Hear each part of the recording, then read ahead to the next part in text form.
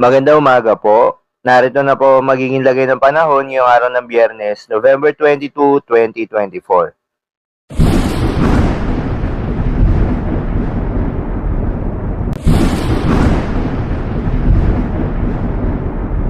Sa kasalukuyan na tayong sa pag-asa, itong northeast monsoon o hanging amihan ay patuloy pa rin nakakaapekto sa may extreme northern zone. Dahil dito asahan yung maulap na kalangitan na may kasamang mga pag-ulan.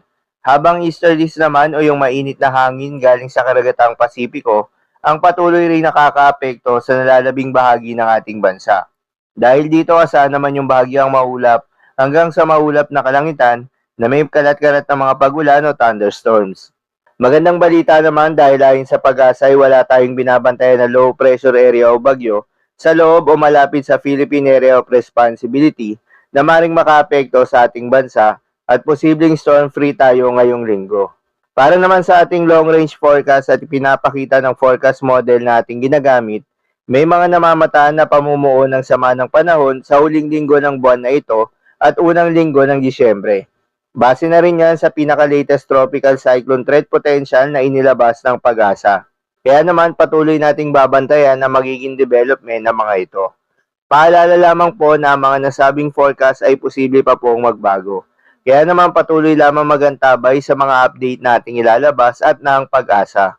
Para naman sa magiging lagay ng panahon ngayong araw ng Biyernes, dahil nga sa epekto nitong northeast monsoon, asahan sa Batanes at Babuyan Islands ang maulap na kalangitan na may kasamang mga pag-ulan.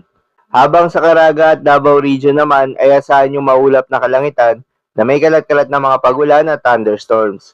Dulot naman yan ng easterlies.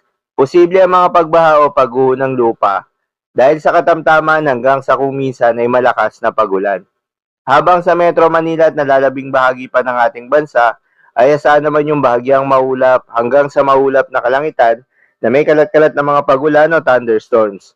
Dulot pa rin yan ng easterlies. Posible rin ang mga pagbaha o pagguho ng lupa during severe thunderstorms.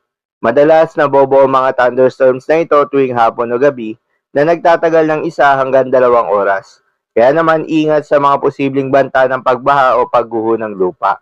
Para naman sa magiging lagay ng mga dagat baybayin, ayon sa pag-asa ay may nakataas na tayo na gale warning sa may coastal waters ng Batanes dahil yan sa epekto nitong northeast monsoon o hanging amihan.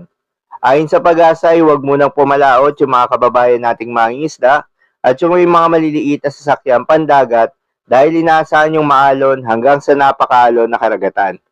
Habang sa nalalabing seaboards ng ating bansa, ay asahan naman yung banayad hanggang sa katamtaman ng mga pag-alon. Dahil dito, pinag-iingat pa rin yung mga papalaot, lalo na kung meron tayong offshore thunderstorms activity. Asahan pa rin yung tsansa ng malalakas na hangin at kaakibat nito ang bagyang pagtaas ng mga alon. So yun lamang po para sa lagay ng panahon ngayong araw ng Biyernes. Keep safe everyone.